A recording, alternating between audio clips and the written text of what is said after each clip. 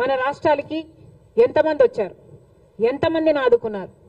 ఇదే వర్షాలు ఒకవేళ యూపీలోనో గుజరాత్లోనో పడితే అక్కడ ఎంతమంది బలగాలు ఉన్నారు? మన రాష్ట్రం అయితే ఎందుకు ఈ సవతి తల్లి ప్రేమ? ఇంకెన్నాళ్ళు? గత 10 సంవత్సరాలుగా బీజేపీ ప్రభుత్వం కేంద్రంలో అధికారంలో ఉండి కూడా మనకు ఒక్క మేలు కూడా చేయకపోగా ప్రతి విషయంలోనూ మోసం చేసుకుంటూనే వచ్చింది. మరి అలాంటి బీజేపీతో చంద్రబాబు గారు కూటమి కట్టారు. ఆ కూటమి ఇప్పుడు అధికారంలో ఉంది. మరి ఇప్పుడైనా మన రైతుల్ని ఆదుకోకపోతే మన రైతులు నిజంగానే చితికిపోతారు. దయచేసి చంద్రబాబు గారు దీన్ని ఒక మామూలు వర్షంగానో వర్షాకాలం వర్షంగానో చూడకుండా రాష్ట్ర విపత్తుగా దీన్ని పరిగణలోకి తీసుకొని ప్రతి రైతుకి ఏం కాంపెన్సేషన్ ఇస్తారు, ఎంతమంది రైతులు నష్టపోయారు, ఎన్ని ఎకరాలలో పంట నష్టం జరిగింది, ఎన్ని వేల కోట్ల ఆస్తి నష్టం జరిగింది, ఇవన్నీ వెంటనే లెక్కలు వేసి రైతులను ఆదుకోవాల్సిన అవసరం చంద్రబాబు గారికి ఉంది. చంద్రబాబు గారు పక్క రాష్ట్రంలో తెలంగాణ రాష్ట్రంలో రైతుల కోసం ఆ ప్రభుత్వం రుణమాఫీ కూడా చేయడానికి సిద్ధపడింది. మాకు చెప్పుకోవడానికి గర్వంగా ఉంది.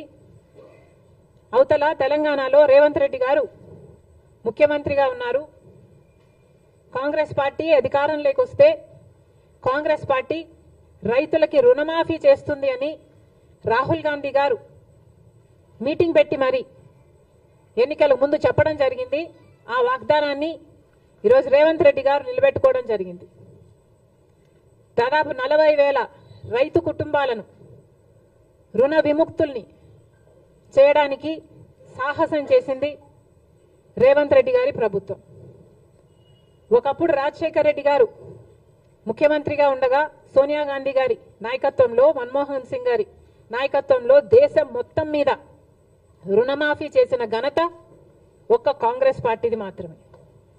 మళ్ళీ ఈరోజు రాజశేఖర్ రెడ్డి గారు రుణమాఫీ చేసినట్టుగానే అవతల తెలుగు ప్రజలకు రేవంత్ రెడ్డి గారు మళ్ళీ రుణమాఫీ చేయ తలపెట్టారు. అందుకు మనస్ఫూర్తిగా అభినందిస్తూ ఇక్కడ కూడా ఎందుకు చేయకూడదు అని చంద్రబాబు గారిని ప్రశ్నిస్తున్నాం. డబుల్ ఇంజన్ సర్కార్ అని మీరు అంటున్నారు. మరి కూటమి సర్కారు డబుల్ ఇంజన్ సర్కార్ అయినప్పుడు మన రైతుల్ని మీరు ఆదుకోవడంలో తప్పేముంది? మీ మేనిఫెస్టోలో లేకపోయి ఉండొచ్చు రుణమాఫీ, కానీ మన రైతుల పరిస్థితి ఏమిటో ఒకసారి కళ్ళు తెరిచి చూడాల్సిన అవసరం ఉంది. నిజంగానే మన రైతులు చితికిపోయి ఉన్నారు. అప్పులేని వాడు లప్పులేని రైతు లేనే లేడు ఈరోజు ఆంధ్ర రాష్ట్రంలో. ఏ రైతుని అడిగినా లక్షలలో అప్పుంది.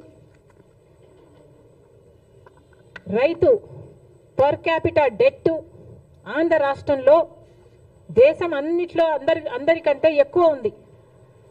దాదాపు ప్రతి